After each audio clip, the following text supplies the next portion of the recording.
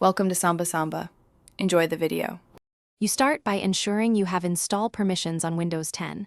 This avoids permission errors later.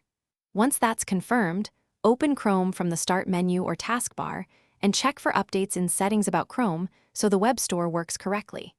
Make sure you're signed into the Chrome profile you want the extension on because Chrome ties extensions and settings to profiles.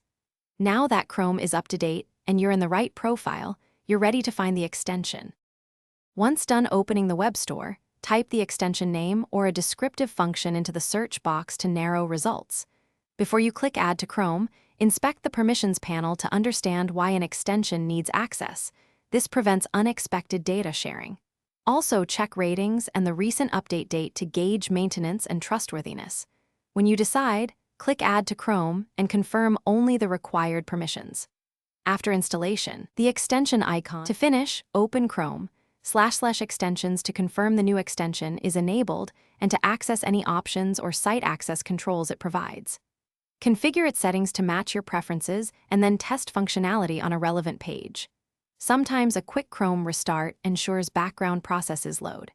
If the extension misbehaves, disable other extensions to check for conflicts, update Chrome to the latest build, or remove and reinstall the extension. Keep one key troubleshooting tip in mind.